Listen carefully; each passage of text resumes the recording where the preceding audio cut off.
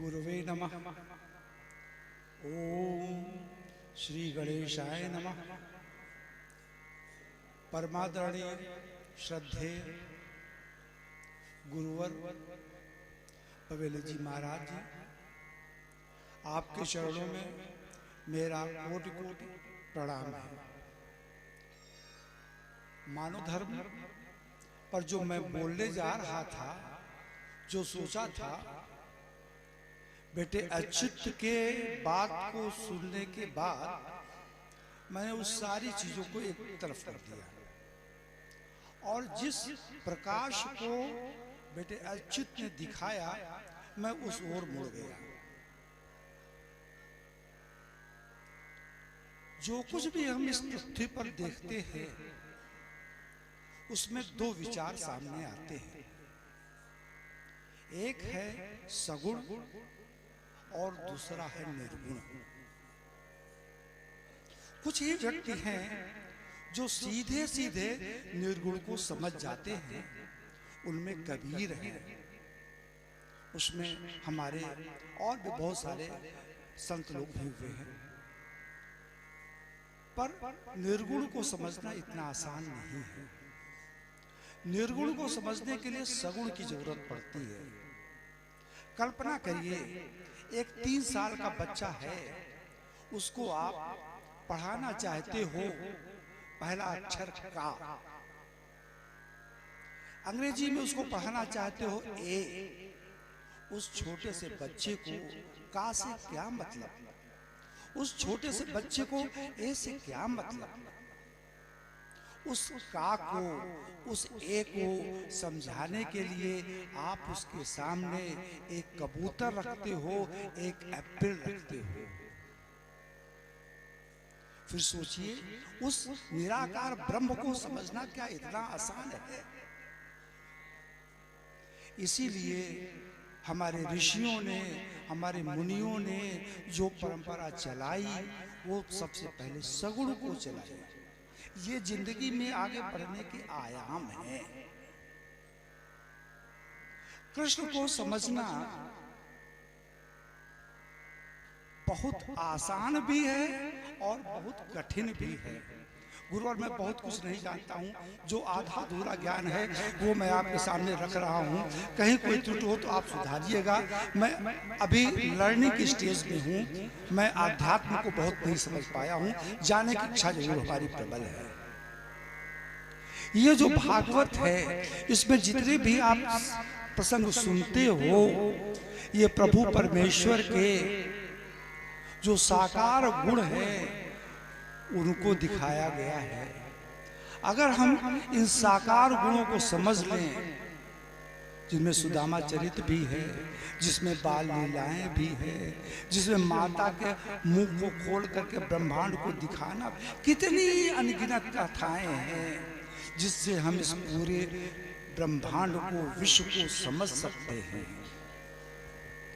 मैं बड़ा भाग्यशाली हूं, इसमें कोई दो राय नहीं है कि मुझे गुरुवर आचार्य के रूप में गुरुजी महाराज मिले हुए हैं। ये मेरा सौभाग्य है और मैं समझता हूँ जो लोग भी हमारे साथ हैं उनका भी ये सौभाग्य है कि हमको ऐसे विद्वान, संस्कृत के पंडित, मैं क्या क्या विशेषण आपके लिए आचार्य जी जोड़ूं, मेरे पास शब्द कम है।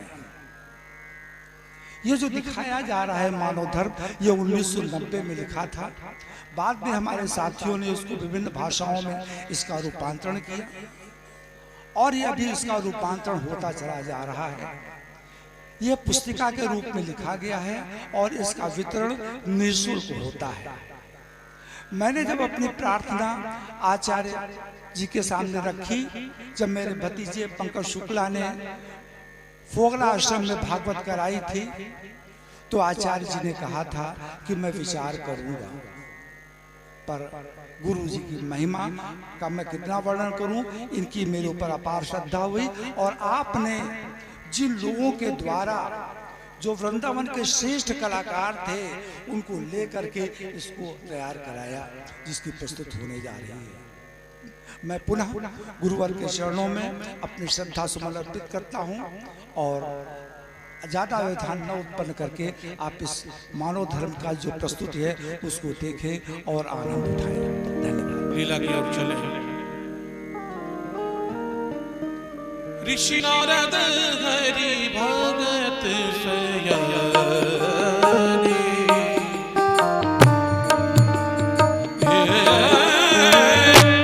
ऋषि नारद हरि भगत शयनी, प्रभु की मन की रुचि पहचाने, प्रभु की मन की रुचि पहचाने। नारायण नारायण नारायण। मधुरम मधुरभ्योपि मंगलभ्योपि मंगलम, पावनम पावनभ्योपि हरेर नामैव केवलम। भगवान श्री हरि का नाम परम मधुर है, जो अपावन को भी परम पावन बना देने वाला है। ये शक्ति एकमात्र भगवान नाम में ही है। जब इतना मधुर नाम है, इतना श्रेष्ठ है, तो हमारा भी कर्तव्य है कि सतत भगवान नाम का जप अवश्य ही करना चाहिए। संत भी कहते हैं, शास्त्र भी कहते हैं, व्यवहार भी कहता है और नीति भी कहती है। सतंग विहाय वक्तव्यम सहस्रम स्नानमाचरे, लक्षं विहाय दातव्यम कोटिम त्यक्त्वा हरिं भजे। 100 काम छोड़ के भोजन करना चाहिए, व्यवहारिक बात है। 1000 काम छोड़ करके स्नान करना चाहिए, लाखों काम छोड़ करके दान करना चाहिए, किंतु करोड़ों काम छोड़ करके भगवान का भजन अवश्य ही करना चाहिए। अंग में रोग यदि उत्पन्न हो जाए, अंग में यदि रोग उत्पन्न हो जाए और उस रोग को दूर करने के लिए वैद्य के पास जाते हैं कि औषधि दे दो, ये रोग हो गया है। वैद्य ने औषधि दे दी, लेकर के आए, प्रमादवश वह औषधि ली नहीं, ला करके रख दी। लेकिन ली तो नहीं औषधि, ला के रख तो ली, उसका उपयोग तो नहीं कर पाए। वो रखी है और रोग बढ़ रहा है, ज्यादा रोग बढ़ा। फिर वैद्य के पास गए, बोले औषधि दे दो। वैद्य ने कहा कि पहले भी आपको औषधि दी थी। बोले वो ले नहीं पाए, वो तो रखी है, आप कहें तो अब ले ले। लेकिन वैद्य ने देखा ये रोग तो आपका ज्यादा बढ़ गया है, वो औषधि तो अब काम आएगी नहीं, अब तो आपको दूसरी औषधि देनी पड़ेगी। वो औषधि दी, लेकर के आ गए, फिर भी वो औषधि नहीं ली, वो औषधि ला करके डाल दी। तो औषधि लेते रहे, उपयोग नहीं कर पाए उस औषधि का। तो फिर औषधि लेने का लाभ क्या हुआ? तात्पर्य समझो इसका। ये देह है, भव रोग को दूर करने की औषधि भगवान ने दी है। यदि इसका उपयोग नहीं करोगे तो ये औषधि क्या काम आएगी? तुम्हारे काम तो तभी आएगी जब इसका उपयोग करोगे। दुख नाशक औषधि निश्चय है, निश्चय ही औषधि लेने से रोग दूर होगा। दुख नाशक औषधि निश्चय है, लेकिन औषधि का फल रोग नहीं। हरि कृपा करी ये नर देह दी, इस देही का फल भोग नहीं। बड़े भाग्य से आन संयोग मिला। जब भगवान कृपा करते हैं तब ऐसा समागम और संयोग प्राप्त होता है। ये अपने परिश्रम का फल नहीं, ये भगवत कृपा का और संत कृपा का ही फल है जो ये समागम प्राप्त होता है। हरि कृपा करी नर देही दी, फिर मिले कभी संयोग नहीं। हरि भजन में देह लगे इसका, इससे बढ़कर उपयोग नहीं। इस देह का सच्चा उपयोग एकमात्र इसी में है कि भगवान का भजन अवश्य ही करना चाहिए। ये तो श्वासें हैं, ये श्वास हमारे लिए है। ये जो सांस हमारी चल रही है ये हमारे लिए है, लेकिन हमारी नहीं है। कोई ये कहे कि ये श्वास हमारी है तो ये हमारी नहीं है, केवल हमारे लिए है, हम इनका उपयोग कर सकते हैं, इन पर अपना अधिकार नहीं कर सकते, क्योंकि ये तो जब तक हरि चला रहे हैं तब तक चल रही हैं। हम अपनी इच्छा से न श्वास ले सकते हैं और न श्वास लेना बंद कर सकते हैं। ये नियंत्रण में नहीं है हमारे में, हमारी अधीनता नहीं है। ये श्वासों के ऊपर हमारा नियंत्रण नहीं है, क्योंकि ये वहां से चल रही है। और जब तक ये श्वास चल रही है तब तक ही अपना हित साधन कर लेना चाहिए, नहीं तो श्वास बंद होने पर संसार की औषधि काम नहीं आती है। नहीं श्वासो न विश्वासो कदा रुद्धो भविष्यति। भविष्य में जब ये श्वास अवरुद्ध होगी तो औषधि काम नहीं आएगी। यदि काम आएगा तो भगवान का नाम ही काम आएगा। इसीलिए संतों ने निर्णय दिया है अपना, सब संतों ने अपना निर्णय दिया है कि श्वास श्वास पे राम भज, वृथा श्वास मत खोए, ना जाने या श्वास को फिर आवन होए न होए। क्षण भंगुर जीवन की कलिका, क्षण भंगुर जीवन की कलिका, कल प्राप्त को जाने खिली न खिली। मलिया गिर की सुच शीतल मंद, सुगंध समीर चली न चली। कलिकाल कुठार लिए फिरता, तन नम्र पे चोट झिली न झिली। भजले हरि नाम हरि रसना, फिर अंत समय पहली न हिली। चेतरे गुमानी नर्तने,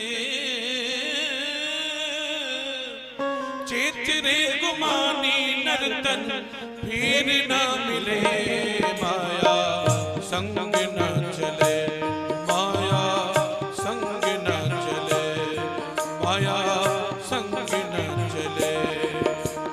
10 6 सोले गई कील में, 20 गए तेरे मत की जेल में। 10 6 सोले खेल में, 20 गई तेरे मधु की जेल में। 35 गए तेरी आंखें मेल में, 35 गए तेरी आंखें मेल में। 55 हाथ मले माया संग न चले, माया संग न चले। चेतरे गुमानी नर्तन, चेतरे गुमानी नर्तन, फिर न मिले माया संग न चले, माया संग न चले। अब तो जाके पड़ा क्यों सोवे, अरे सोवे तेरो काम न होवे। अब तो जाके पड़ा क्यों सोवे, सोवे तेरो काम न होवे। कर्म लिखी को कहाँ तक रोवे, कर्म लिखी को कहाँ तक रोवे। तारे ना ये डरे माया संग न चले, माया संग न चले। चेतरे गुमानी नर्तन, चेतरे गुमानी नर्तन, फिर न मिले माया संग न चले, माया संग न चले। ये संसार है और संसार सदैव स्वार्थी है। औरों की तो बात ही छोड़ो। यावत वित्तोपार्जन शक्ता तावन निज परिवार रखता। जब तक कि हमारा तन स्वस्थ है, धन उपार्जन करता है ये तन, तभी तक सब घर वाले भी प्रसन्न रहते हैं।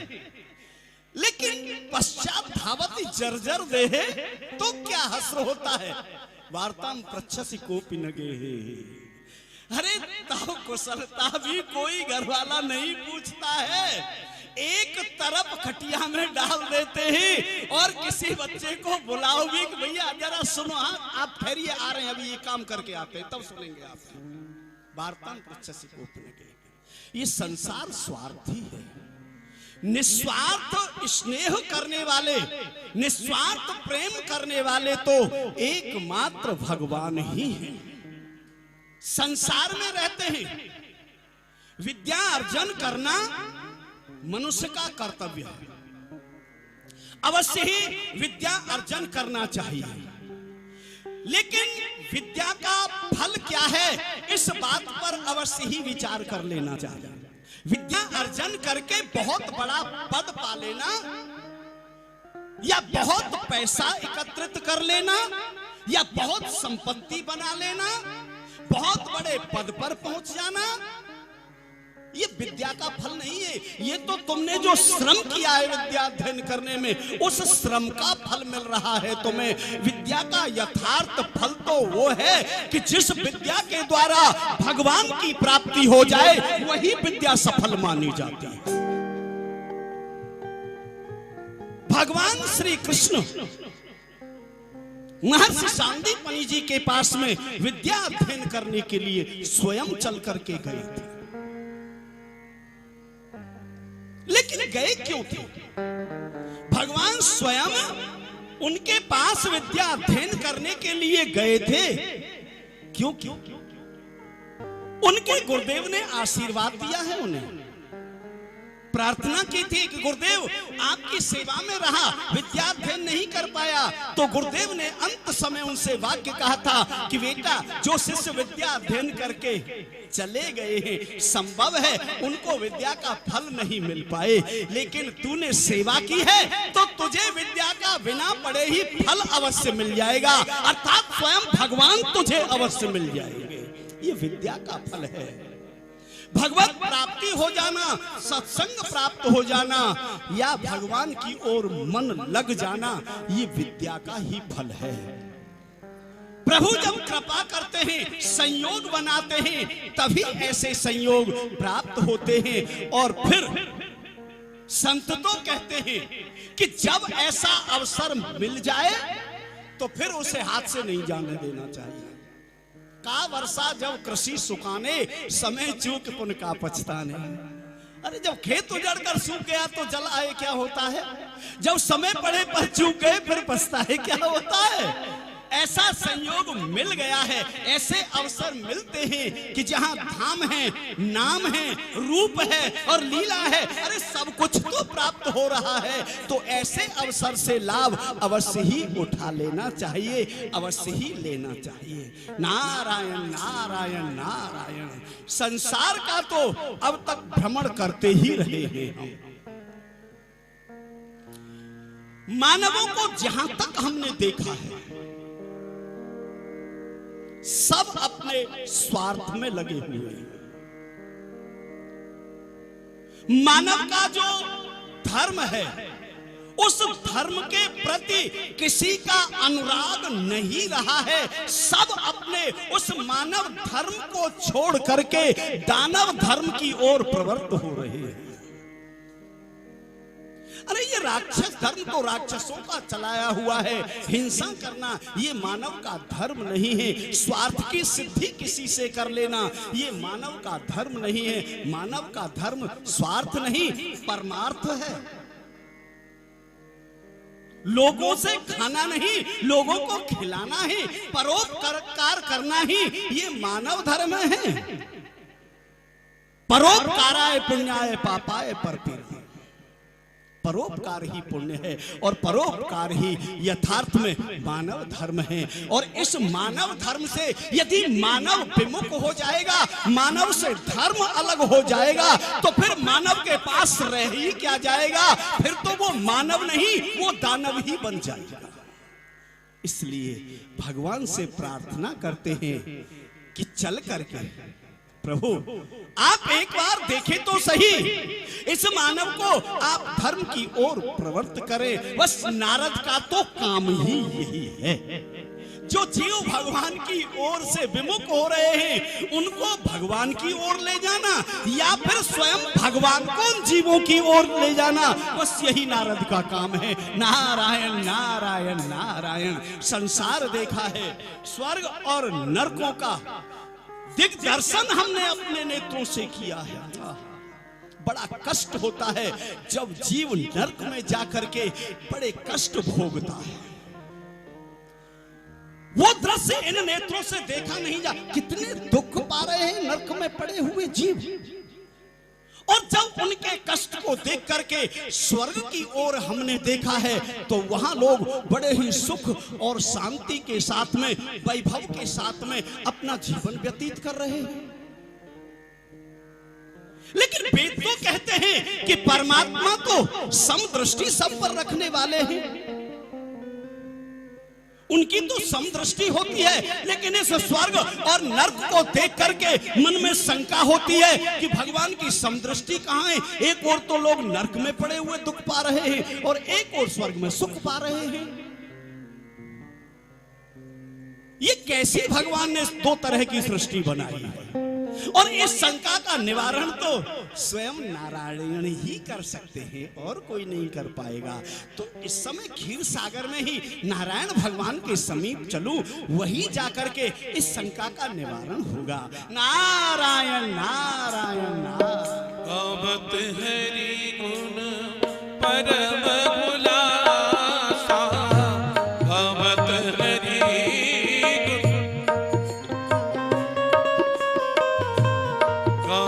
हरि गुण परम हुलासा, आई गए श्री हरि के पासा, आई गए सब हरि के पासा। देखे प्रभु तिन आदर कीन्हो, प्रभु तिन आदर कीन्हो, बैठन को शुभ आसन दीनो, बैठन को आसन दीनो। आइए आइए नारद जी, आपका स्वागत है। आज तो आप बड़े दिनों के पश्चात पधारे हैं। आप इतने दिनों कहाँ रहे, आपने क्या किया? और कोई भूतल का नवीनतम समाचार हो तो वह भी बताइए। जीव दशा हरि पूछी जब ही, नारद सब संक्षेप ही कही। भगवान आप तो जानते ही हैं हम तो भ्रमणशील हैं, बस भ्रमण ही करते रहते हैं। भूतल पर जाकर के हमने देखा है ये जीव बड़ा ही कष्ट पा रहा है। अद्भुत भव सागर संसार, जो डूबा नहीं पाया पार। जो एक बार इस संसार में बस उतर जाए फिर इसका पार आज तक किसी ने भी नहीं पाया। जो डूबा नहीं पाया पार, जग दर्शन की लीला देख, देखा रंग रंगीला वेश। कहीं रंगनी नाचे रंग और कहीं रंग में देखा भंग। जो बंदा सो मन का गंदा, लोभ मोह माया का फंदा। थोड़ी हस्ती लालच बड़ी, सबको अपनी अपनी पड़ी। इस भूतल पर जहां भी देखो वहां स्वार्थ ही स्वार्थ दिखाई देता है, परमार्थ तो कहीं दिखाई देता ही नहीं है। ये भूतल के जीवों की दशा है। नारद जी, आपकी मैं चिंता को समझ सकता हूँ। देवी लक्ष्मी, और एक निवेदन और है आपसे। हाँ हाँ कहिए। वो निवेदन ये है भगवान, मैं जब भ्रमण करते करते नरक में पहुंचा तो वहां जीव बड़ा ही दुख पा रहे थे। उनकी दुर्दशा मुझसे देखी नहीं गई, बड़ा दुख हुआ मुझे भी। फिर मैं वहां से चल दिया, स्वर्ग में पहुंचा तो वहां जाकर के मैंने देखा लोग बड़े आनंद से, वैभव के साथ में, सुख के साथ अपना जीवन व्यतीत कर रहे हैं। ये दो तरह की सृष्टि आपने क्यों बनाई है नारद जी? इसका तात्पर्य मेरी समझ में नहीं आया। आपकी शंका का समाधान मैं अवश्य करूंगा। देवी लक्ष्मी, मैं देवर्षि नारद के साथ में जा रहा हूँ, कुछ विलंब से लौटूंगा और इनकी शंका का समाधान करके आता हूँ। चलिए आइए मेरे साथ सभी लोग बोलेंगे। भगवान तो बड़े कृपालु हैं, दयालु हैं। आइए सब लोग बोलेंगे। ईश्वर अल्लाह तेरो नाम सबको सन्मति दे भगवान ईश्वर अल्लाह तेरा नाम सबको सन्मति दे भगवान सबको सन्मति दे भगवान सबको सन्मति दे भगवान सारा जग तेरी संतान सारा जग तेरे संतान सारा जग तेरी संतान सारा जग सभी लोग बोलिए संतान इस धरती पर बसने वाले सब ही तेरे गोद के पाले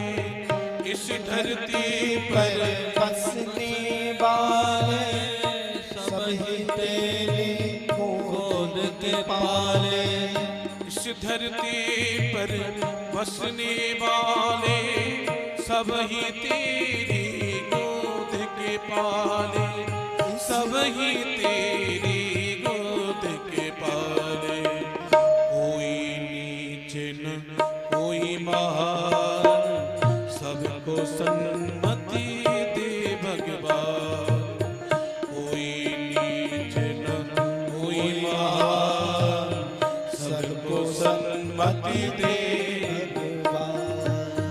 सबको सन्मति दे भगवान सबको सन्मति दे भगवान सबको सन्मति दे भगवान सारा जग तेरी संतान सारा जग तेरी संतान सारा जग तेरी संतान जातों नस्लों के बंटवारे जातों नस्लों के बंटवारे झूठ कहा ये तेरे द्वारे जातों नस्लों के बंटवारे लूट कहा ये तेरे द्वारे जातों नस्लों के बंटवारे झूठ कहा ये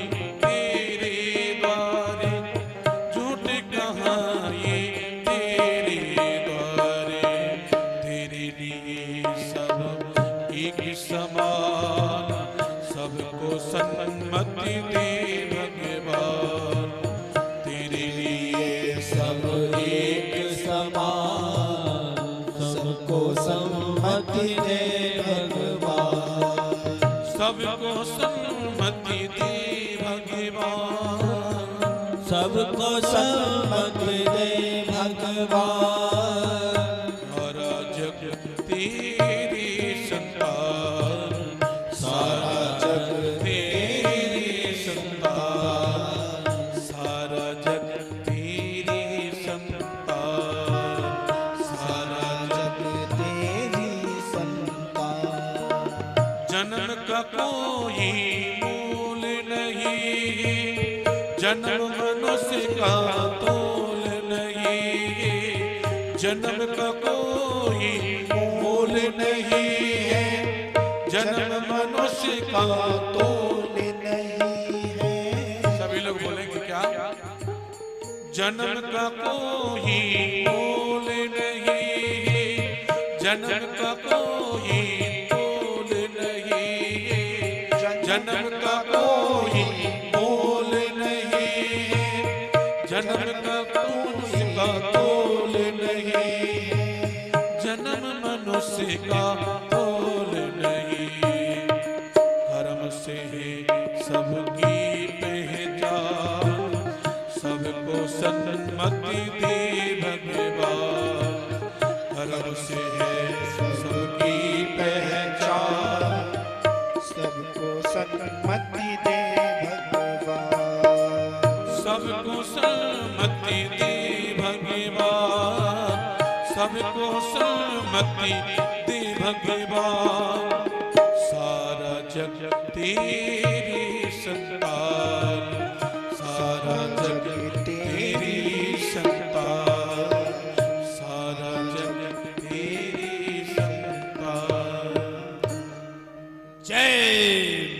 काली की।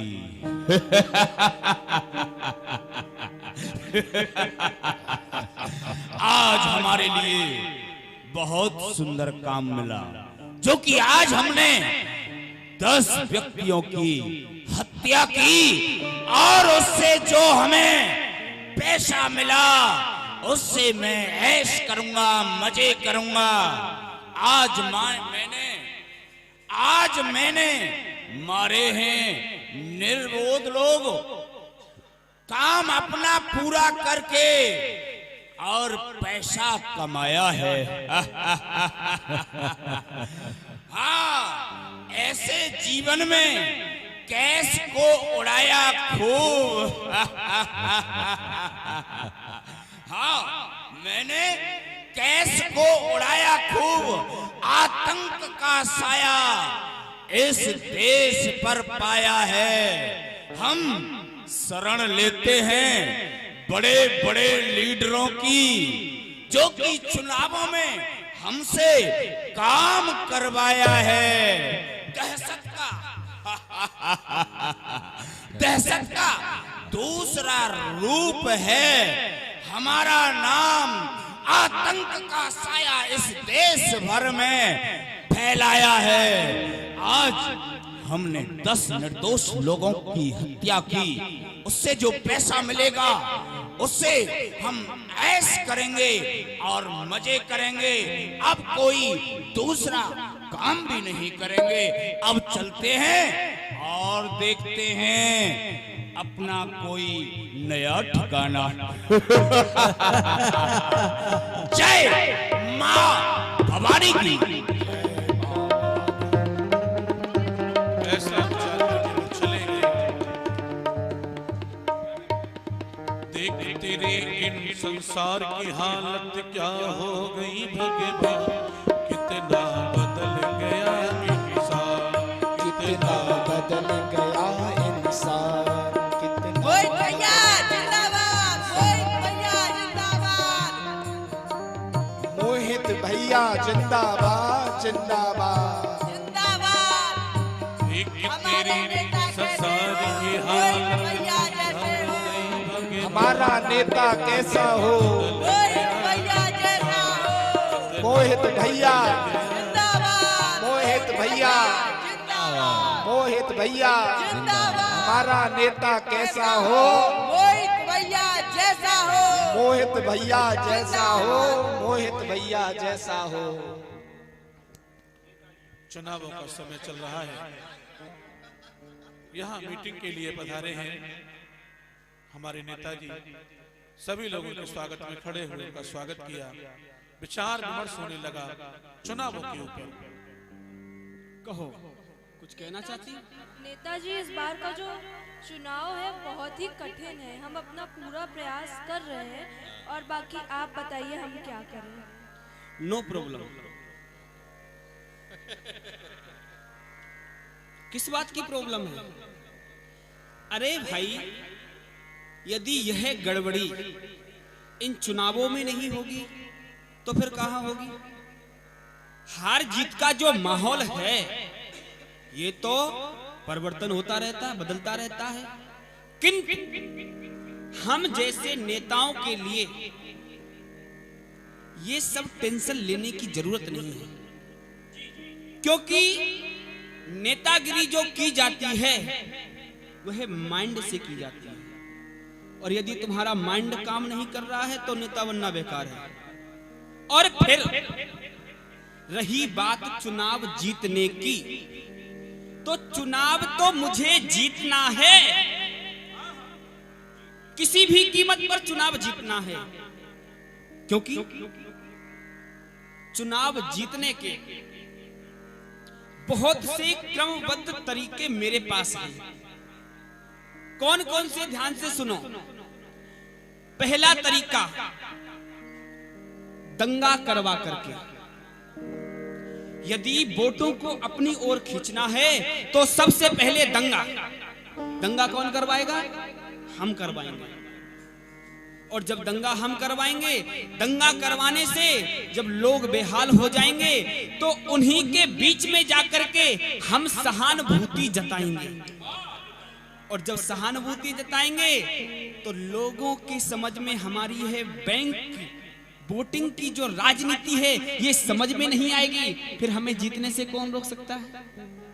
और फिर यदि ऐसा भी नहीं हुआ तो दूसरा, जितने भी मवाली हैं इस क्षेत्र के, उन मवालियों को दारू पिला करके सबको अपनी ओर खींच लूंगा, जरूरत पड़ने पर काम में लूंगा। और क्षेत्रता के आधार पर, जो क्षेत्र है उस क्षेत्र के आधार पर मैं पैसा खर्च करूंगा। नेताजी पैसे की बात आप करते हैं। हाँ, पैसा खर्च करूंगा। जो लोग मुझे वोट देंगे वो तो देंगे ही, और जो नहीं देंगे वो तो पैसे से वोट खरीद लेंगे। फिर हमें कौन हरा सकता है। और फिर यदि ये भी नहीं हुआ तो कत्ल, हम कत्ल करवाएंगे, लोगों का अपहरण करवाएंगे। जब ये सब चीजें होंगी तो लोग विवश हो जाएंगे हमें वोट देने के लिए, और फिर हम बूथ पर कब्जा जमा करके बैठ जाएंगे, तब तो हमें वोट मिलेंगे ही। और फिर इतना ही नहीं, तुम्हें पता नहीं है, जो ये लोग हैं ना, इस संसार के जो लोग हैं, हमारे यहाँ के जो लोग हैं, इस जनता की जो बुद्धि है ना, याददाश्त है, बड़ी ही कमजोर हो गई है। इसलिए हम किसी नारे को अपने वोट बैंकिंग के लिए इस्तेमाल करेंगे, और किसी नारे के हम शब्द जाल में इनको बांध देंगे, तब तो हम जीतेंगे। कैसे भी हो हमको जीतना है। क्यों? नेताजी कैसी बातें करते हैं आप। भला क्या आपने ये भी स्वप्न कभी हारने का भी देखा है क्या? आए? ये तो कभी सोचना मत कि आप चुनाव हार जाएंगे। साम दाम दंड भेद, अगर हमको वोटों को नोटों से खरीदना पड़ेगा तो चिंता नहीं करना, मैं आपके चुनाव में पैसा पानी की तरह बहा दूंगा। नेताजी चिंता क्यों करते हैं? जब फैक्ट्री में हमारी में कोई 2 नंबर का धंधा पकड़ा जाता है तो आपकी सहायता से वो सहज में ही सुलझ जाता है। तो ऐसे स्थान पर तो मैं पैसा पानी की तरह बहा दूंगा, और पानी के पैसे से लाखों लगा करके मैं करोड़ों कमा भी लूंगा। क्योंकि आपका हाथ जिसके ऊपर है उसको चिंता करने की क्या परवाह है नेताजी। और चिंता सुनो, अगली पंचवर्षीय योजना में इस बार तो आप जीतेंगे, मगर इस वर्ष की योजना में मैं लाखों लगा करके करोड़ों कमाऊंगा, मगर अगली पंचवर्षीय योजना को जिता करके मैं करोड़पति से मैं अरबपति बन जाऊंगा। और इसी जनता से उस पैसे को हम वसूल करेंगे। आप जानते नहीं हम बनिया पुत्र हैं। हाँ? बनिया लक्ष्मी पुत्र कहलाता है। तो लक्ष्मी से जब सबका मुंह हम भरेंगे तो आपकी ओर सबका आकर्षण होगा। और फिर ये जो पैसा है, आगे का वृत्तांत में आपको ज्यादा नहीं बताऊंगा, क्योंकि मैं अपनी रणनीति, मैं अपनी नीति के द्वारा आपको इस वर्ष ये चुनाव जिताऊंगा। चिंता नहीं करना नेताजी, जितना पैसा खर्च होगा मैं पैसा खूब लगाऊंगा। पैसे की ओर से चिंता नहीं करना नेताजी, जितना खर्च होगा मैं पूरा पैसा लगाऊंगा, और ये चुनाव जीत करके फिर हम बन जाएंगे शेर। इस मूर्ख जनता को मैं उल्लू बना करके नचाऊंगा।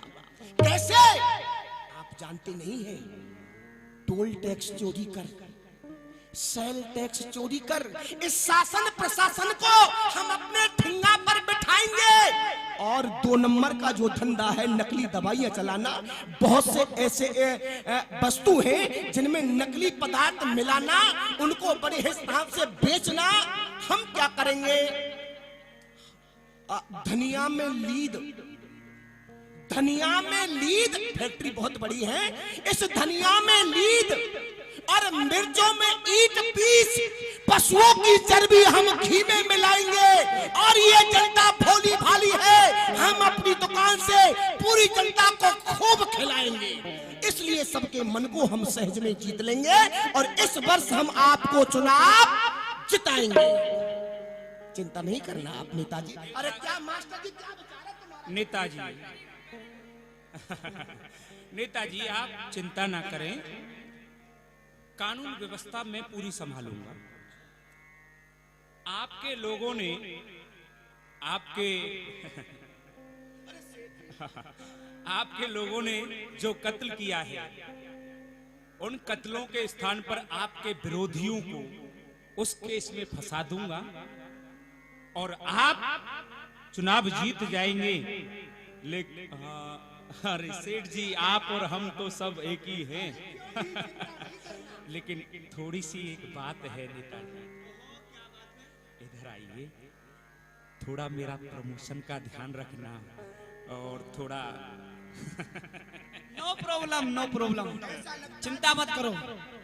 जब तुम हमारे लिए हो तो फिर हम नेता किस लिए बने हैं? नेता तुम्हारे लिए, तुम नेता के लिए। दोनों मिल बांट के खाएंगे और इन सबको लूफ बनाएंगे। मास्टर जी का धंधा थोड़ा कमजोर चल रहा है, ठीक है ना? इसलिए इनका प्रमोशन ऐसी लंबी जगह पर करना कि जहां लोग भोले हों, जिनको बड़े प्यार से बैठ करके काटते रहे। ठीक है? हाँ ठीक है, आइए। अच्छा अच्छा अच्छा अच्छा। बन के मनुज को मनुज न माने, बुरी कर्म कर मन हरसावे। जितने भी बुरे काम हैं सब करने के लिए आमादा हैं, पर एक बार जीत जाएं। और ये हमारे श्री हरि नारद जी के साथ अवलोकन कर रहे हैं। बड़े बड़े उत्तम हैं, ये तो सब बड़े श्रेष्ठ। अरे वो देखिए भगवान, इन सब में वो कुछ बुद्धिजीवी लगता है मुझको। नारद जी, हाँ, इस दुनिया में बड़े बड़े बुद्धिजीवी हैं, जैसे कि एडवोकेट है, इंजीनियर है, डॉक्टर है। ऐसे ऐसे बुद्धिजीवी बहुत हैं। और देखो, उसे जानते हो कौन है? वो है अध्यापक, पत्रकार। इससे सभी लोग डरते हैं। क्या? हाँ, इससे डरते हैं सब? हाँ। ये क्या कह रहे हैं भगवान आप? मैं सत्य कह रहा हूँ, क्योंकि इस कलयुग में संचार माध्यम इसी के हाथ में है। वास्तव में नरक को नरक बनाने के अधिकारी तो यही हैं। इन्हीं ने इस देश को नरक बनाया है। ये अध्यापक गुरु बने, देते ज्ञान महान, लेकिन अपने स्वार्थ में बन बैठे हैवान। अच्छा, पत्रकारिता कर रहे पक्षपात के संग, और जो पैसा देता इन्हें होते उनके संग। अच्छा, वैद्य वकील झूठे भये, अच्छा, वैद्य वकील झूठे भये, अध्यापक भये गर्क। और ये नहीं होते तो कभी नरक ना होता ना। इन्हीं ने इस देश को नरक बनाया है। अच्छा, इन्हीं को, नरक को नरक बनाने का श्रेय इन्हीं को है। इन्हीं को है। हाँ हाँ प्रभु, एक लोकोक्ति मैंने भी कभी सुनी थी। वो क्या है? वो सुना था मैंने कि वैद्य, भरारो, ज्योतिषी, पटवारी और कव्य, इनको नरक तुरंत है और इनको जब तब इनको तो तुरंत ही मिलता है। आइए आइए, अभी तो मैं आपको कुछ प्रयोग करके दिखाऊंगा। आइए।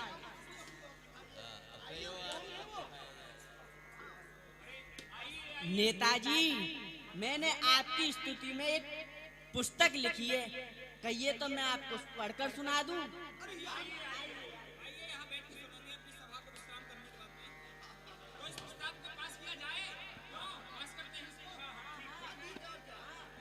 देख तेरे संसार की हालत क्या हो गई भगवान, कितना बदल गया इंसान, कितना बदल गया इंसान। सूरज न बदला, चांद न बदला, न बदला रे आसमान, कितना बदल गया इंसान, कितना बदल गया इंसान। नेताजी भला भाई, आप चल करके आए हैं मेरे घर पर, तो थोड़ा पान फूल ले लीजिए। वो बात ये है कि थोड़ा आने में विलम्ब तो हुआ है। आप जानते हैं कि हम बनिया पुत्र हैं, ठीक है, मगर फिर भी जैसा भी है थोड़ा थोड़ा ले लीजिएगा। आया समय बड़ा बेढंगा, आज आदमी बना लफंगा। कहीं पे झगड़ा कहीं पे दंगा, नाच रहा नर होकर अंधा, छल और कपट के हाथों अपना बेच रहा ईमान। कितना बदल गया इंसान, कितना बदल गया इंसान। देख तेरे संसार की हालत क्या हो गई भगवान, कितना बदल गया इंसान, कितना बदल गया इंसान। नारद जी, भगवान आज हमें एक बात याद आ रही है इनको देख करके। ऐसा लगता है इनमें बहुत से लोग तो ऐसे हैं कि जो स्वयं नर्क से ही आ गए हैं यहाँ पृथ्वी पर। हाँ, ऐसा ही अनुभव हुआ है मुझे इनके कर्मों को देख करके, क्योंकि नर्क में से आए हुए व्यक्ति के कर्म को देखकर ही पहचाना जा सकता है कि ये नर्क में से आया है कि स्वर्ग में से आया है, क्योंकि उसके कर्म ही बता देते हैं। और वो कर्म उसके कैसे होते हैं, उस जीव के जो नर्क से आता है, संसार में आने के बाद भी उसके कर्म कैसे रहते हैं। कार्पण्य वृत्ति स्वजनेषु निंदा, कुचैल ताम नीच जनेषु भक्ति, अति परोषे कटुकाच वाणी, नरस्य चिन्नम नरकागतस्य। कार्पण्य वृत्ति रहती है उस व्यक्ति की जो नर्क से आता है, बड़ा सूम होता है। स्वजनेषु निंदा, अपने परिवार की ही निंदा करने में लगा रहता है। कुचैलताम नीच जनेषु भक्ति, स्वच्छ नहीं रहता, गंदा ही रहता है। नीच पुरुषों की संगति में ही जाके बैठता है। अतीब रोषे, बड़ा क्रोधी होता है वो। कटुकाच वाणी, वाणी तो इतनी कड़वी होती है उसकी कि जब बोलता है मानो तो विष निकल रहा है इसके मुख से, इतनी कड़वी वाणी होती है उसकी। यही चिन्ह है नर्क से आए हुए व्यक्ति के। आप कोई प्रयोग की बात कर रहे थे, तुम्हें प्रयोग करके दिखाऊंगा। हाँ हाँ, वो प्रयोग मैं अभी करके दिखाऊंगा। हाँ। और उससे जो तुम्हारी शंका है ना, वो अवश्य दूर हो जाएगी। हाँ, तो बताइए। मैं अब बताता हूँ कि स्वर्ग के जीवों में और नरक के जीवों में अंतर क्या है, वो मैं अभी दिखाता हूँ। आइए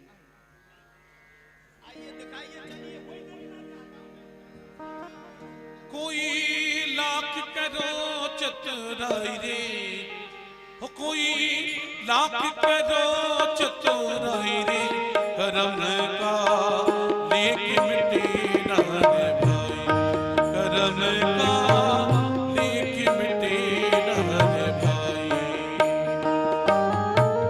ओ जरा समझो इसकी सच्चाई रे, ओ जरा समझो इसकी सच्चाई रे, करम का लेके मिटे ना रे भाई, करम का लेके मिटे ना रे भाई। इस दुनिया में भाग्य के आगे चले न किसी का उपाय, कागज हो तो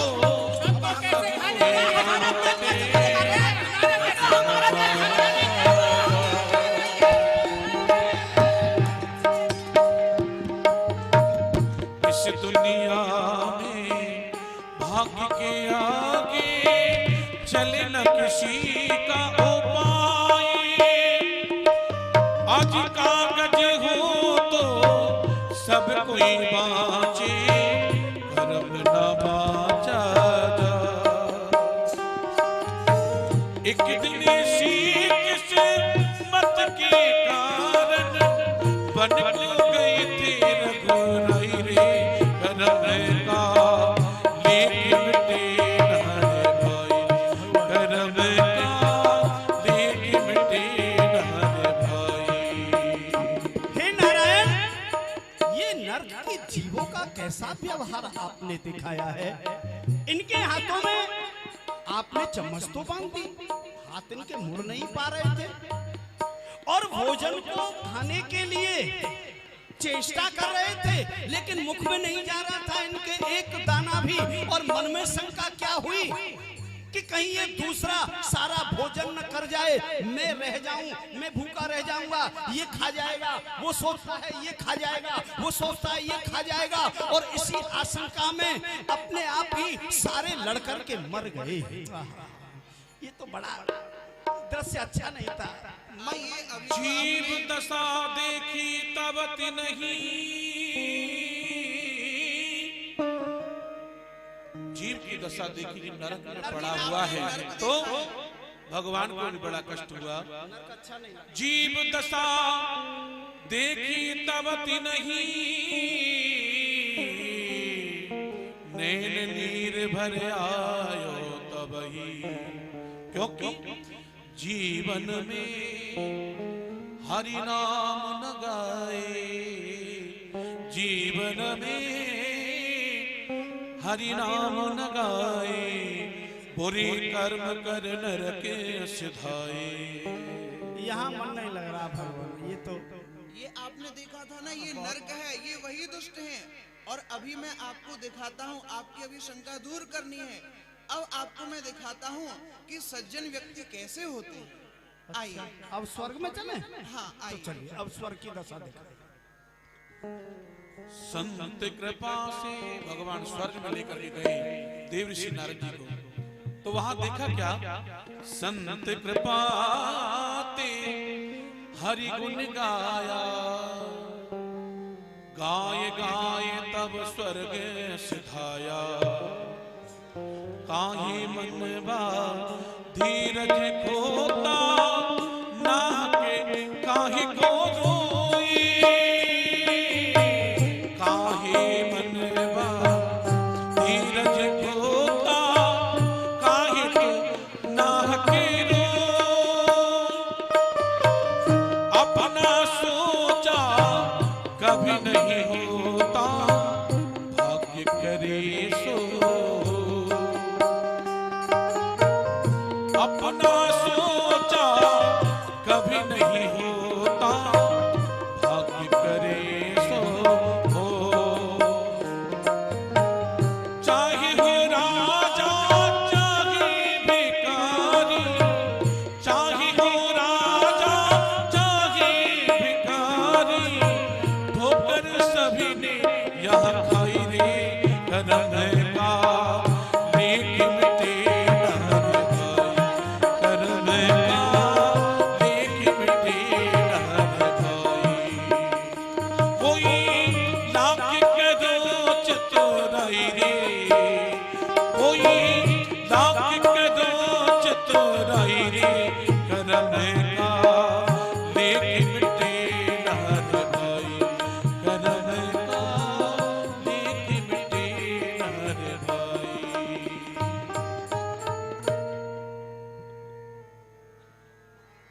देखो भाई, हम आपको एक बात बताते हैं।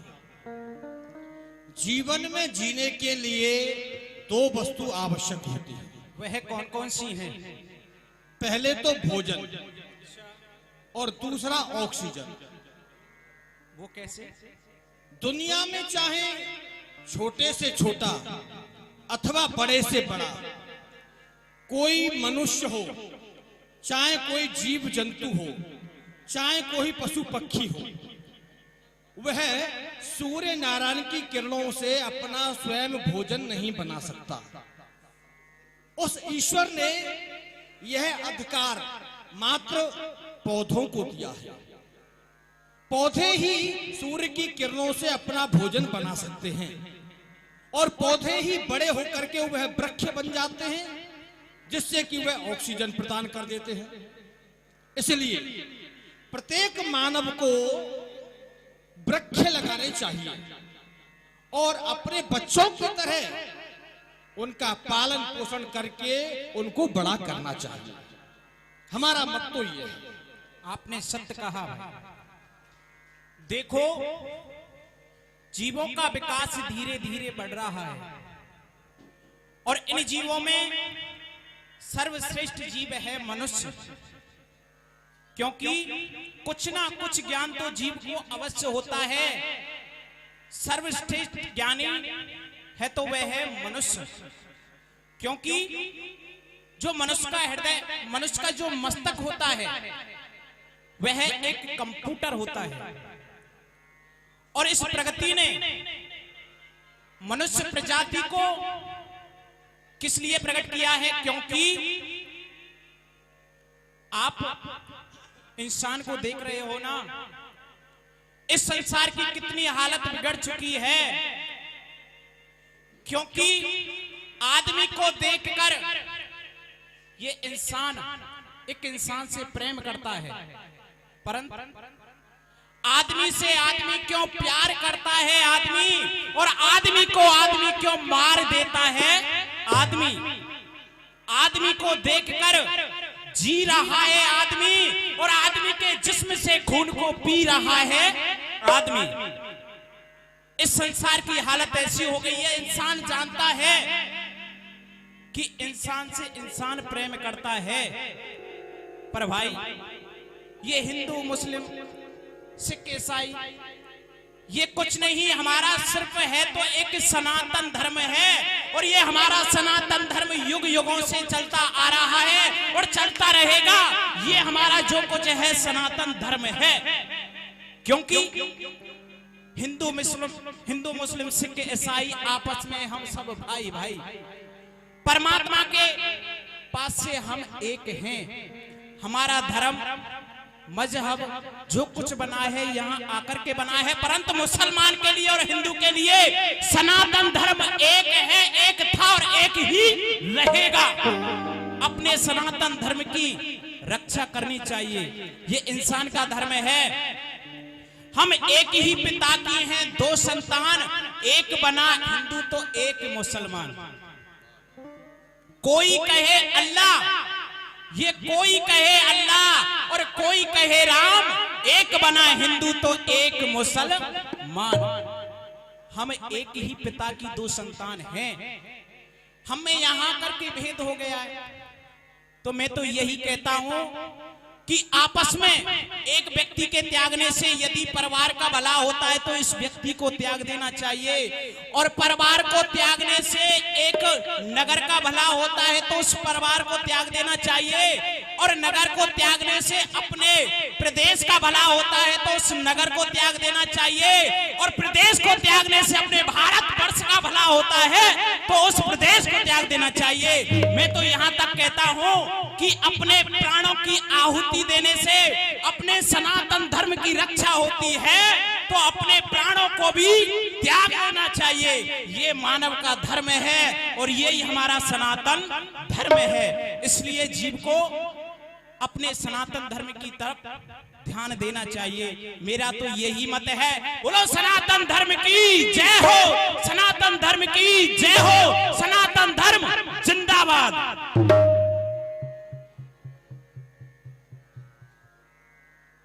भाइयों,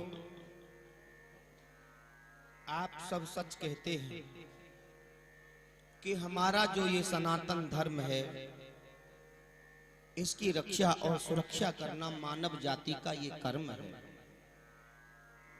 मगर क्या बताऊं, आज मानव को देखकर के मेरे हृदय में बड़ा कष्ट होता है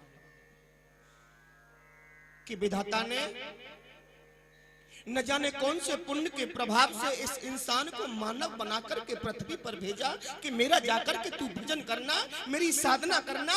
मगर वो संसार की माया में आकर के इतना लिप्त हो जाता है, भगवान को छोड़कर के वो अन्याय के लिए अपना पाम बढ़ाता है, और उसका बढ़ता हुआ अन्याय का पाम हमको अपनी आंखों से देखने नहीं बनता है।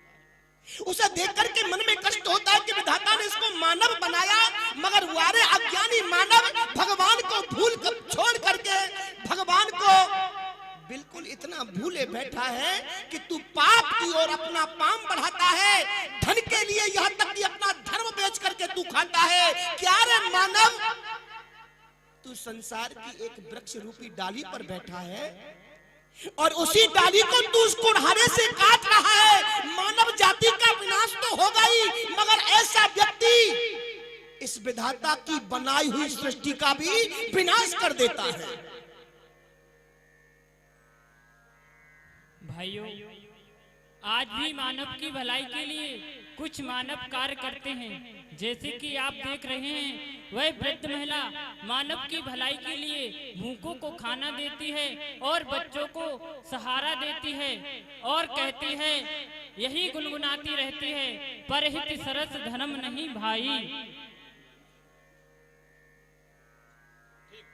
बड़ पीड़ा सुननी अदमाई, ठीक कहा है, मगर चलो ठीक है। आप सबने, हाँ क्या कह रहे हैं आप भाई साहब? आपने जो कहा है सत्य ही कहा है कि दूसरों का हित इंसान को करना चाहिए, दूसरों का परोपकार करना चाहिए। यह इंसान का एक धर्म है। इंसान को इंसान से प्रेम करना चाहिए, दूसरों की भलाई में मरे वही सच्चा इंसान है। ये आपने सत्य कहा है भाई साहब, सत्य कहा। आप सभी ने मानवों के ऊपर अपनी अपनी व्याख्या की और हम भी यही देखते हैं कि इस पृथ्वी पर मानव की जनसंख्या बढ़ती जा रही है और समूचे मानव को इसे रोकने का उपाय करना चाहिए, क्योंकि ये जो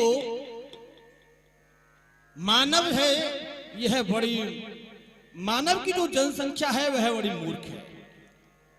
इसने बहुत सारा ज्ञान अर्जित कर लिया है और विज्ञान के क्षेत्र में एक से बढ़कर एक कीर्ति स्तंभ स्थापित किए हैं, लेकिन धर्म के नाम पर अधिकांशतः एक समुदाय दूसरे समुदाय को नष्ट करने के लिए लगा है।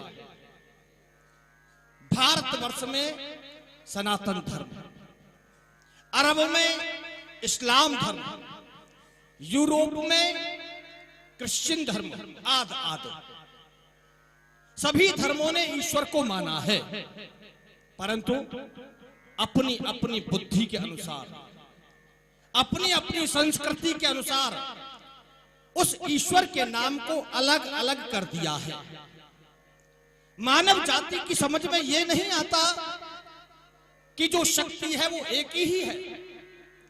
जिसे राम कहो या अल्लाह कहो, जिसे क्राइस्ट कहो या उसे कुछ भी कहो, है तो एक ही। क्योंकि जब हम देखते हैं आसमान सबको एक समान समझ करके जल प्रदान करता है, जमीन सबको एक समान समझ करके अन्न प्रदान करती है, वृक्ष एक समान समझ कर करके सबको छाया व फल प्रदान करता है। जब ये आपस में भेदभाव नहीं रखते तो हम और आप अन्य धर्मों में भेदभाव क्यों रखते हैं? जो सनातन धर्म को नहीं मानते वही इस भारत में रहने के योग्य नहीं माने जाते। सनातन धर्म की रक्षा करनी ही चाहिए और सनातन धर्म से बढ़कर कोई धर्म नहीं है, हम तो बस यही कहते हैं। लेकिन आज के समय में इस मानव जाति की बुद्धि में एक छोटी सी बात ये नहीं आती कि सनातन धर्म है क्या वस्तु। हम तो बस यही कहते हैं और इससे आगे कुछ नहीं।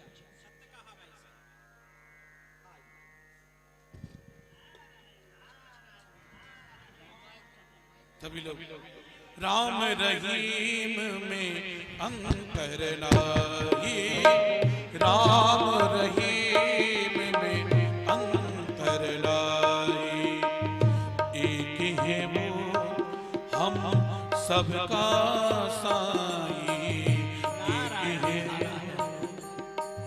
सबका साई। इनकी बातें तो बहुत अच्छी थी, कह तो सब एक ही बात रहे थे कि सब एक है। जितने भी धर्म हैं ये सब एक हैं, ईश्वर एक है कह रहे हैं, लेकिन इनको समझना बड़ा कठिन पड़ रहा है। कहना तो आसान हो रहा है लेकिन समझना कठिन हो रहा है। एक दृष्टांत के द्वारा मैं आपको कुछ समझाए देता हूं। दो विद्वान ब्राह्मण किसी राजा के यहाँ गए, राजा ने स्वागत किया, विद्वान आए हैं, स्वागत किया, विश्राम दिया उनको और एक ब्राह्मण से कहा कि भगवान आप स्नान आदि से निवृत्त हो जाएं, तब तक मैं इनके पास दूसरे के पास बैठा हूं, इनसे कुछ बातें कर रहा हूं। तो एक ब्राह्मण स्नान करने के लिए चले गए और दूसरे के पास राजा बैठ गया। तो राजा राजनीतिक आदमी है, वो तो उसकी तो सोच अलग ही है। विद्वान के पास बैठ गया।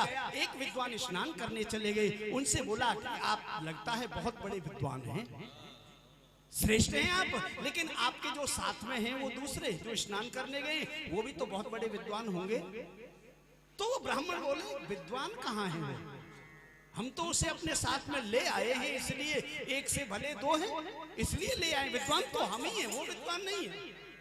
राजा बोले ठीक है, वो तो विद्वान नहीं है। बोले नहीं विद्वान नहीं, वो तो केवल बैल है कोरा, वो क्या जाने विद्वत्ता, वो तो बैल है।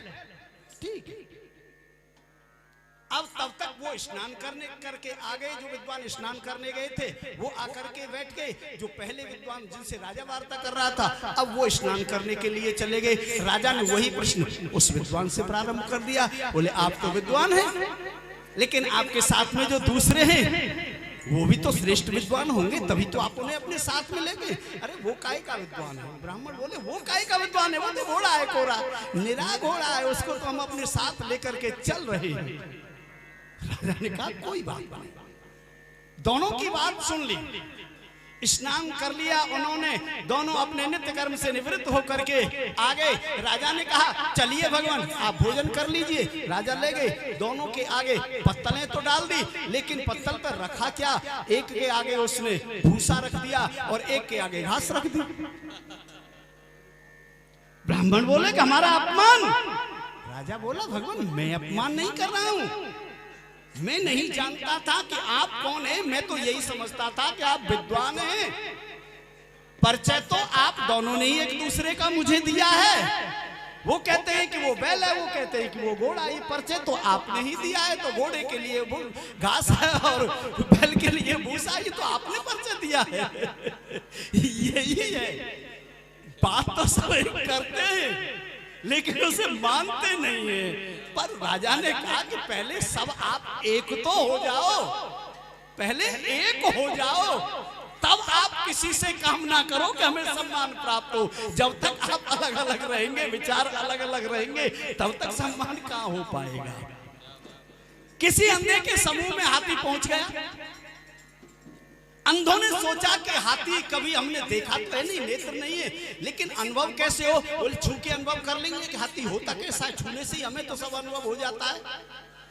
महावत से कहा कि हाथी रोको, हम देखेंगे हाथी कैसा है। महावत ने हाथी रोका, बैठा दिया, बोले देख लो। सब लोग दौड़े, जाकर के हाथी को स्पर्श किया। किसी ने सूंड का स्पर्श किया, किसी ने मस्तक का किया, किसी ने पांव का किया, किसी ने पेट का किया, किसी ने पीठ का किया, सबने छू करके देख लिया। महावत बोला देख लिया हाथी? बोले हाँ देख लिया। किसी ने पूंछ को देखा? बोले देख लिया। बोले देख लिया, ठीक है। महावत चल दिया। सब लोगों ने विचार किया भाई हाथी तो बहुत अच्छा है, हाथी तो झाड़ू के जैसा होता है। जिसने पूंछ देखी थी उसने कहा झाड़ू के जैसा होता है। किसी ने कहा नहीं खम्बे जैसा, जिसने पाम देखे उसने कहा खम्बे जैसा होता है। जिसने पीठ देखी उसने कहा चबूतरे जैसा होता है। किसी ने मूसल जैसा होता है, जैसा जिसने स्पर्श किया वैसा बता दिया।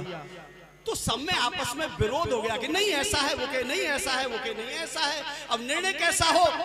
पहलवान को रोका गया, दोबारा बुलाया, बोले भैया हाथी को देखेंगे हम। बोला देख तो लिया। बोले नहीं ये तो कहते हैं कि हाथी खंबे जैसा होता है। बोले हाँ ऐसा ही होता है। दूसरा बोला नहीं झाड़ू जैसा होता है। बोले हाँ ऐसा होता है। तीसरा बोला कि नहीं मूसल जैसा होता है। बोले हाँ ऐसा भी होता है। बोले हाथी ये एक है या अनेक है? बोले हाथी तो एक ही है, पर आपके देखने का ढंग अलग अलग है। केवल हाथी तो एक ही है, ईश्वर तो एक ही है, धर्म तो एक ही है, लेकिन उसको देखने का ढंग अलग अलग हो गया है। बस यही शिक्षा इनकी बातों से मुझे तो प्रतीत होती है कि यही इनके कहने का उद्देश्य है। लेकिन आप कह रहे थे कि इन स्वर्ग वालों के ऊपर आप कोई प्रयोग करने वाले हैं? हाँ हाँ, जो हमने प्रयोग नरक के प्राणियों पर किया था वही प्रयोग अब हम इनके ऊपर करेंगे। इन्हें भी हम 10 दिन के लिए जेल में डालेंगे और वही प्रयोग अब यहाँ किया जाए। अच्छा तो फिर दिखाइए भगवान, वो भी इनके ऊपर ये क्या करते हैं। वो तो आपस में लड़के मर गए, ये तो नर्क की विशेषता है। अब लेकिन ये आपकी सब समझ ये में क्या आ जाए। करते हैं ये आप दिखा दीजिए। मेरे मालिक के दरबार में सब लोगों का खाता मेरे।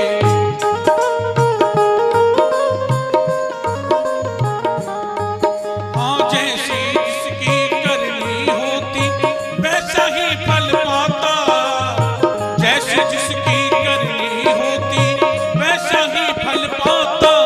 मेरे मालिक के दरबार में सब लोगों का खाता।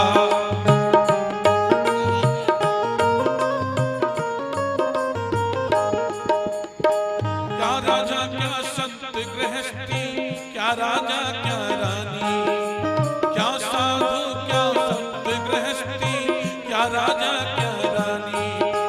प्रभु की पुस्तक में लिखी है सबकी कर्म कहानी।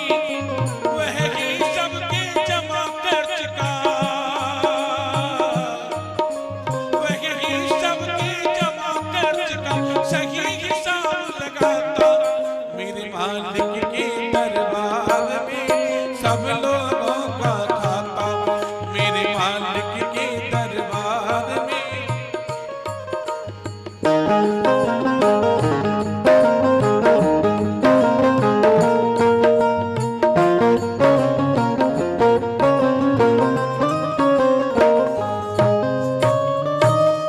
देवर्षि नारद, अब तो आपको सब समझ में आ गया होगा कि सज्जन व्यक्ति और दुर्जन व्यक्ति में कितना अंतर होता है। देखो नारद, एक बात बताता हूँ जी मैंने ना तो स्वर्ग बनाया है और ना ही नरक बनाया है। ये दोनों मानव द्वारा ही जनित हैं। जब मानव समाज मनसा वाचा कर्मणा अच्छा होता है तो वहीं स्वर्ग बन जाता है, और जब जीव मनसा वाचा कर्मणा बुरा होता है तो वहीं नरक बन जाता है। जो स्वर्ग के जीव हैं वो मनसा वाचा कर्मणा अच्छे होते हैं। जो वह सोचते हैं वही बोलते हैं और वही करते हैं। अब जो तुमने देखा यही नरक है। मनसा वाचा कर्मणा जीव बुरा हो गया तो वही नरक बन गया। यही रौरव नरक है और यही आधुनिक दुनिया है। जय हो जय हो जय हो जय हो जय हो भगवान। ये स्वर्ग नरक का भेद तो अब मेरी समझ में आ गया, लेकिन एक नई शंका ने मन में जन्म ले लिया है भगवान। हाँ कहिए, पूछिए। शंका ये है कि जब नरक में प्राणी इतना दुख पाता है, जहाँ इतना कष्ट है, तो फिर उस नरक में प्रलय क्यों नहीं हो जाती? ये क्यों रह रहा है नरक? नारद जी, नरक में प्रलय इसलिए नहीं होती क्योंकि वहाँ श्रेष्ठतम व्यक्ति भी रहते हैं। नरक में श्रेष्ठतम व्यक्ति? हाँ। ये नरक में श्रेष्ठतम व्यक्ति कैसे रह जाएगा? हमने तो कोई श्रेष्ठ व्यक्ति नरक में देखा नहीं। नारद जी, उनके दर्शन कराए नहीं जाते, उनको ढूंढना पड़ता है। वो हमारे बीच में ही रहते हैं, परंतु अज्ञानवश हम उन्हें देख नहीं पाते। मैंने तो उन्हें देखा भी था और उन्हें प्रणाम भी किया था। आपने देखा था? हाँ। आपने प्रणाम किया था? किया था। तो फिर हमें क्यों नहीं दिखाया? हम भी उनको प्रणाम कर लेते भगवान, हमें तो दिखा देते आप उनको। आपके हृदय में शंका थी और क्रोध था। जब जीव के हृदय में क्रोध होता है तो उसका ज्ञान नष्ट हो जाता है, तो वो किसी को ना समझता है और ना देख पाता है कि कौन सज्जन है कौन दुर्जन है। अब तो मेरे मन में कोई क्रोध नहीं है। अब तो आप उनके दर्शन मुझे कराई सकते हैं, समझा सकते हैं कि वह कौन से व्यक्ति थे। शायद मेरी समझ में आ जाए कि उनके दर्शन मैंने किए हैं, कौन थे वो। नारद जी, वह श्रेष्ठ व्यक्ति था किसान। वह निष्काम भाव से मनसा वाचा कर्मणा इस देश की सेवा में लगा रहता है। ना उसका अपना घर होता है, न तन पर कपड़े होते हैं। कभी उसे भोजन मिलता है, कभी नहीं भी मिलता, फिर भी उसके हृदय में एक आत्मविश्वास है, एक संतोष है। इस संसार में यदि कोई श्रेष्ठ व्यक्ति है तो वह किसान है, और यह किसान तो हमसे भी श्रेष्ठ है। आपसे भी श्रेष्ठ है? हमसे भी श्रेष्ठ है। आपसे श्रेष्ठ किसान है? हाँ नारद जी, और ऐसे सरल ही मुझे अति प्रिय लगते हैं। और मैंने नवदा भक्ति में भी बताया है, मेरी नौवीं भक्ति है कि नवम सरल सबसन छलहीना। जो छलहीन व्यक्ति हैं वही मुझे प्रिय लगते हैं और इसीलिए किसान सर्वश्रेष्ठ है, सबसे अच्छा है। अब आया मेरी समझ में ये रहस्य भगवान साहब। हाँ हाँ, यथार्थ है आपका कथन प्रभु, अब समझ में आ गया। यथार्थ में किसान ही सच्चा दानी है मेरी दृष्टि में तो, क्योंकि और तो कहीं कहीं दान किया जाता है, कोई अपने यश के लिए दान कर देता है, कोई अपने नाम के लिए देता है, कोई प्रसन्नता के लिए देता है, कोई धन कम की प्राप्ति के लिए दान करता है। दान के बहुत से कारण हैं, लेकिन वास्तव में किसान का दान तो बिना प्रयोजन के होता है। जिस दिन से वह पृथ्वी में दाना बीज डालता है उसी दिन से उसका दान प्रारंभ हो जाता है, क्योंकि जब वह पृथ्वी में जीव बीज डालता है तो न जाने कितने ही जीव इस पृथ्वी में चींटी आदि रहते हैं, उन दानों को ले जाते हैं, वो अपना भोजन करते हैं। उसके बाद भी यदि उसकी फसल पक के तैयार हो जाती है तो न जाने कितने ही दाने उस पृथ्वी पर बिखर जाते हैं, वहां से कितने ही जीवों का पालन होता है। उसके बाद भी वो दाने जहां जहां जाते हैं वहां वहां जाकर के सबकी भूख मिटाते हैं। ये किसान का ही परिश्रम है कि जो कोई भूखा नहीं रहता है। इसीलिए लोकोक्ति भी मैंने सुनी है कि उत्तम खेती मध्यम वान, सबसे उत्तम कार्य बताया है वो खेती ही बताया है। उत्तम खेती मध्यम व्यापार को बताया है, मध्यम वान अधम चाकरी भीख निधान, ये लोकोक्ति मैंने भी सुनी है भगवान, और आज उसका रहस्य मेरी समझ में आ गया। आइए नारद जी, अब आप सारे संसार में निश्चिंत होकर के विचरण करें। अब तो सब दुख मेरे हृदय से निकल गए, अब कोई शंका नहीं। बोलो भक्त वत्सल भगवान की जय। आइए सभी लोग इस भारत भूमि के लिए प्रणाम करें। ऐसी भारत भूमि में भगवान ने भ्रमण किया, सभी पापियों का भी दर्शन देवी श्री नारद जी को कराया और सभी भक्तों का भी दर्शन कराया। जो जैसा कर्म करता है उस कर्म के अनुसार उसे फल की प्राप्ति होती है। तो यहाँ ये भारत भूमि है, जैसा कर्म करेगा वैसा फल देगा भगवान, ये है गीता का ज्ञान। तो आइए सभी लोग बोलेंगे, धन धन भारत भूमि मुकुट मणि, या को अमरा गण ललचार। धन धन भारत भूमि मुकुट मणि, या को अमरा गण अमरा गण ललचार। हो या को अमरा गण ललचार। धन धन भारत भूमि मुकुट मणि, या को अमरा गण सती सिद्ध संतन की भूमि, आंखें कान तुम्हार। सती सिद्ध संतन की भूमि, आंखें कान तुम्हारे।